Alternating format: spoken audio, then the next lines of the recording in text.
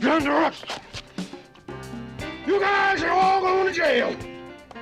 Thank you. There's a quiet way television networks used to make a show disappear. No fiery press releases, no dramatic cancellations, just a calendar shuffle. One week, you're following a promising new series on a comfy Tuesday, and the next, it's been sent to that notorious graveyard, Friday night. In the broadcast era, Friday wasn't just another square on the grid. It was where shows went to be ignored. Core audiences were out, ad dollars dipped, and the people most likely to fall in love with ambitious, serialized storytelling weren't home to catch it live. And in those days, live was everything. The Friday night death slot didn't always kill a series by itself, but it shortened a lot of life expectancy. It punished the types of shows that needed time, genre benders that wanted you to learn a world, comedies that asked you to warm up to an oddball ensemble, or ambitious dramas that didn't fit the weeknight routine. When the clock moved, momentum broke. Cliffhangers felt less urgent. Word of mouth stalled. And often, by the time fans organized to save a show, the numbers had already sealed its fate. Tonight, we're counting down 8 shows that never stood a chance once Friday got involved. From classics that were quietly pushed to the margins to cult favorites launched straight into the buzzsaw. We'll talk about the scheduling blunders, the out-of-order airings, the weak lead-ins, and the little mistakes that turned into big problems. If you love TV history as much as we do, hit that like button, subscribe, and ring the bell. Because we're digging into the night that claimed more good shows than any villain or ratings rival ever could. Now let's start with a franchise that learned the hard way that even starships can't outrun a bad time slot. 8. Star Trek, a final season, stranded at 10 p.m. Star Trek didn't start as a phenomenon, it became one. After 2 seasons of growing fan mail, lively convention chatter, and a small but passionate audience, the series was renewed for a 3rd year. That's where the good news ended. NBC shifted the show to 10 p.m. on Fridays, a slot that was grim for any series, but especially lethal for a character-driven, idea-heavy science fiction hour with a sizable younger audience. The move meant fewer families watching together and fewer students able to stay up for the final act. The change didn't come alone. Budget pressure squeezed the already ambitious production, the showrunner changed, and promotion waned. None of those factors alone could have sunk a series with Star Trek's imaginative pull, but stacked together with a time slot that siphoned off the faithful, the result was predictable. Sliding ratings, thinner buzz, and an unceremonious end after season 3. What makes Star Trek's Friday Exile especially frustrating is how clearly the show's long tail proved its value. In syndication, at friendlier hours, it caught fire with exactly the audience it needed. Students, young professionals, sci-fi readers, the people most likely to evangelize. The death slot didn't destroy Star Trek, but it did keep it from building the momentum that could have extended its original run. There's a bittersweet irony here. Being buried on Fridays effectively cut Star Trek short, but the scarcity also helped forge a fiercely loyal fandom. The conventions, the letter-writing campaigns, the sense that the show needed saving, all of that alchemy turned a canceled series into a cultural cornerstone. The original run bowed out against the odds. The myth took over afterward. If the death slot is where promising shows get silenced, Star Trek is the rare case where the silence made the echoes louder. And if you think this only happened in the 60s, just wait. Friday became a repeat offender across decades and networks. 7. Pink Lady and Jeff. A quick launch, a quicker Friday, a fast exit. Pink Lady and Jeff arrived with big expectations and bigger confusion. Part variety hour, part comedy showcase, part cultural experiment. It paired a popular Japanese pop duo, Pink Lady, with American comedian Jeff Altman. The concept needed gentle handling and patient conditioning, time to help viewers understand what the show wanted to be. Instead, after a rough premiere, the network scrambled. The fix? shuffle it to Friday nights, and hope it found an audience among casual channel surfers. It didn't. Fridays were already unkind to new shows, and variety formats were declining across the board. Instead of letting the series settle with a stable lead-in and consistent promotion, the Friday move amplified every vulnerability. Format uncertainty, cultural translation gaps, and uneven sketches that needed workshopping. There's a world where this show evolves, tightens the comedy, clarifies its structure, and turns into an eclectic cult staple. But Friday offers no grace period. Ratings slid, the axe fell after a handful of episodes, and Pink Lady and Jeff joined the short list of television's great cautionary tales. What's striking is how often Friday magnifies the wrong lessons. Rather than asking how to nurture a complicated premise, or whether the launch plan set it up to succeed, executives would point to the numbers and chalk it up to audience indifference. But time slots are strategy. When you place an uncertain show in a slot that punishes curiosity, you're not testing the premise. You're testing viewer loyalty you haven't earned yet. Today, the show is remembered less for what it was than for what it represents. A series that needed oxygen and got the vacuum of Friday instead. It's a reminder that scheduling can swing the outcome before the creative team has a fair shot to adapt. 6. Manimal. High concept meets a hostile hour. Manimal had a premise you couldn't forget even if you tried. A suave criminologist who shapeshifts into animals to fight crime. On paper, that's appointment television, or at least appointment sampling. The pilot delivered spectacle and a tone that was closer to comic book pulp than primetime realism. But a show as proudly bonkers as Manimal needs two things: time to calibrate its tone, and a slot where curious viewers can find it more than once. Friday at 9 p.m. on NBC offered neither. Friday's audience was already thinned out, and the ones who stayed home tended to prefer comfort food TV, reliable procedurals, family comedies, or shows you could drop in on. Manimal demanded you buy a weird, earnest fantasy each week, and it lived or died on whether viewers embraced that leap. With a punishing schedule and stiff competition, the sampling bump faded quickly. Effects were expensive, plots sometimes creaked under the concept, and the ratings never stabilized. The tragedy isn't that Manimal was a misunderstood masterpiece. It wasn't. But that it never got the runway to evolve into the goofy, self-aware fun it could have become. Other pulpy shows learned to wink, to lean into their charms, to let the audience know, we're in on it. Manimal was still figuring that out while the clock ran down. After just 8 episodes, NBC pulled the plug. In a strange way, Friday did its job. It revealed how fragile a high concept can be without a friendly context. The show's afterlife as a cult curiosity says more about our affection for bold swings than about its original performance. But the pattern is the same. Give an offbeat idea a tough night, and it rarely survives long enough to become the version fans remember later. 5. The A-Team. From Juggernaut to Friday Fade. At its peak, the A-Team was a cultural event, quotable, kinetic, and unmistakably itself. The formula was simple and satisfying. The boys roll into town. The bad guys underestimate them. Tools and scrap become armored ingenuity, and Mr. T glowers the villains into submission. For a few seasons, audiences couldn't get enough. Then tastes shifted. The novelty dulled.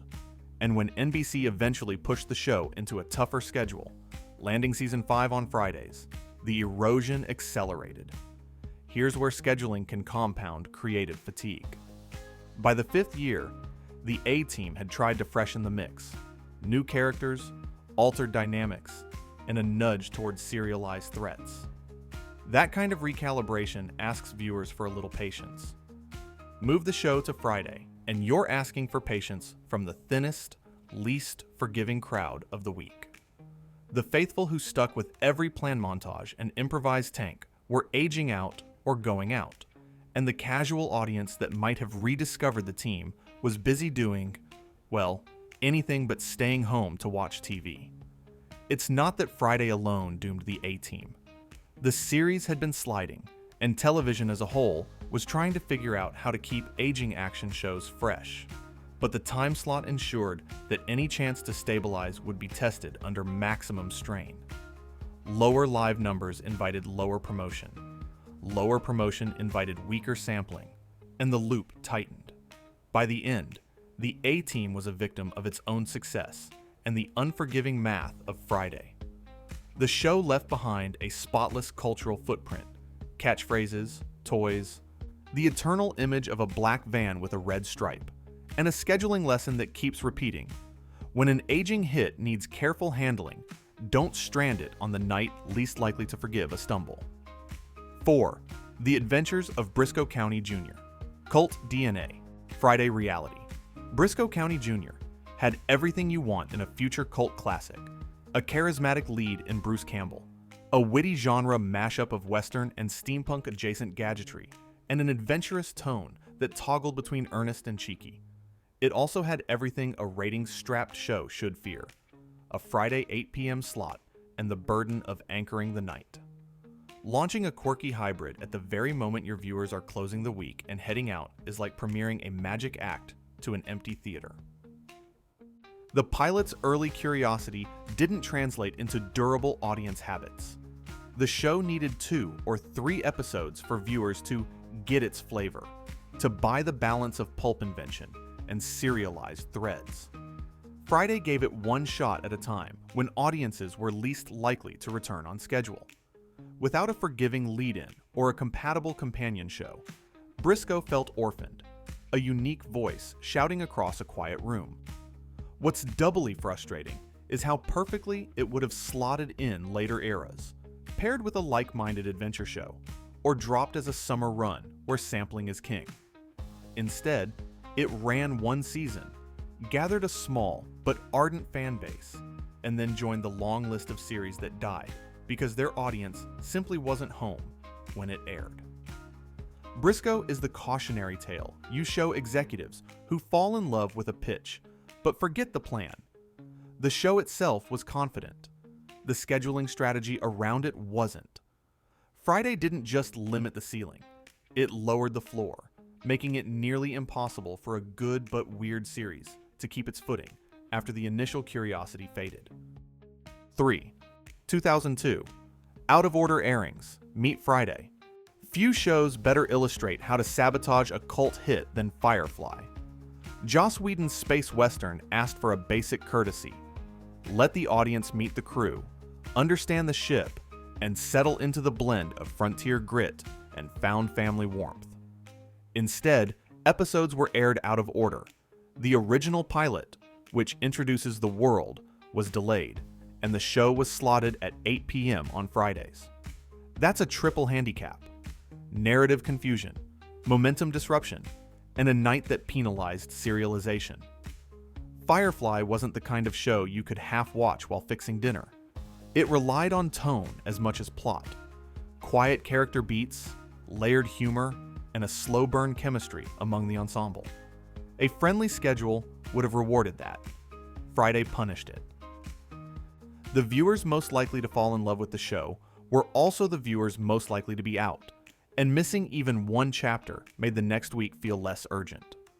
Once a series like this stumbles, everything gets harder. Promotion becomes defensive. Reviews argue with the rollout instead of celebrating the work. The core audience that did show up on Fridays had to convince their friends to catch up on episodes the network hadn't even aired in the right sequence. It's hard to evangelize when the calendar says, "Don't bother." Cancelled after most of its first season was left unaired. Firefly then did what so many Friday orphan shows do. It exploded in the aftermarket. DVD sales, streaming discovery, convention love, it all arrived too late to rescue the initial run, but just in time to crown the series a legend. Friday didn't kill the idea of Firefly, it killed the habit of watching it live. And in 2002, habits were still the currency that kept shows alive. 2. Terminator, the Sarah Connor Chronicles, a move that halved the heat. Terminator, the Sarah Connor Chronicles, launched with real momentum, recognizable IP, a strong cast, and a pilot that promised a sleek, time-twisting chase serialized over the season. Early numbers proved there was an audience for a character-first take on a famously muscular franchise. Then came turbulence, a strike-shortened TV climate, creative recalibration, and finally, a move to Fridays that drained the show's live viewing lifeblood. Genre series with mythology arcs depend on week-to-week urgency. Shift to Friday, and you're asking fans to choose between going out and staying home for homework-level television. Many chose to DVR or catch up later, which was a credit to the show's pull, but the era's metrics still privileged same-day ratings. Live numbers softened, the expense of the production loomed larger against them, and the renewal math got ugly. It's important to say, the move to Friday didn't make the show worse. In fact, the back half of its run found compelling character beats and daring narrative turns, but the audience that would have rewarded that was increasingly asynchronous. Back then, that kind of audience was polite applause to a network accountant. Nice to have, not enough to keep the lights on. By the time the season reached its gut-punching cliffhanger, the writing was on the wall. Fans organized, petitions circulated, and the aftermarket has treated the show with the respect it deserved. Yet the pattern is unmistakable. If your series needs commitment, don't move it to the night that punishes commitment the most. Sarah Connor Chronicles didn't just run into Friday. It ran into a ratings model that hadn't caught up with how people were starting to watch TV. 1. Dollhouse, renewed against the odds, still trapped on Fridays. Dollhouse is one of those rare cases where fan passion and network optimism actually bought a second season and still couldn't beat the clock. From the jump, it premiered on Friday, which meant it had to build a dedicated live audience while explaining a morally naughty premise about programmable identities and wiped memories. That's a tall order on any night. On Friday, it's like teaching a graduate seminar in a hallway between parties. Season 1 battled perception and tone. Was it an action show? A philosophical puzzle box? A dark satire of identity and consent? The answer was yes. And that blend paid off best when watched with attention. The finale hinted at a bold, apocalyptic canvas. Fans rallied. Against conventional wisdom, the network renewed it for Season 2. But the terms didn't change. It remained a Friday show, and the same-day numbers never recovered enough to justify its cost. What's fascinating is how Dollhouse almost proved the death slot beatable. The serialized arcs sharpened, the world expanded, and the narrative swaggered into riskier territory. DVR and streaming interest suggested a larger audience was out there, just not at 9 p.m. on a Friday. The gulf between enthusiasm and the metric that mattered stayed wide. In the end, Dollhouse bowed out on its own terms more than most canceled shows get to, delivering a finale that leaned into the consequences of its premise. But it also stands as a crystal-clear case study. Even with fan advocacy and a creative second wind, staying parked on Friday can keep a good show from becoming a stable one. When the calendar fights you every week, you win a few battles, and still lose the war. Conclusion: the Friday night death slot didn't have to swing a hammer to break shows. It just had to wait. Week after week, it trimmed a little urgency from serialized stories, shaved a few points off premieres that needed word of mouth, and discouraged casual sampling, right when oddball concepts were trying to find their footing. The 8 series we talked about weren't all masterpieces, and their failures weren't identical. Some were too weird, some were growing tired, and some were simply mishandled. But Friday magnified every weakness and masked a lot of strengths. There were exceptions. Family sitcom blocks made Fridays a tradition in certain eras. A buzzy hit with self-contained episodes could hold serve. But that was the exception, not the rule. Most of the time, a Friday move meant fewer eyeballs, lower promotion, and a faster, quieter exit. What happened afterward tells its own story. Once these shows escaped the trap into syndication, DVD sets, or streaming, they finally met the audiences they were built for. The demand was always there. The schedule just wouldn't let it show up.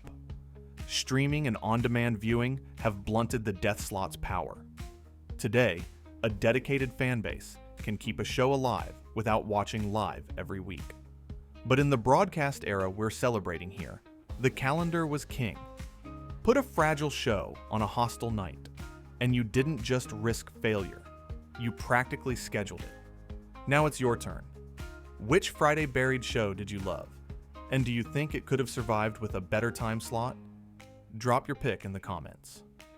And if you enjoyed this trip through TV's graveyard shift, hit like, subscribe, and ring the bell so you don't miss the next deep dive into the strange, the forgotten, and the unfair in classic television.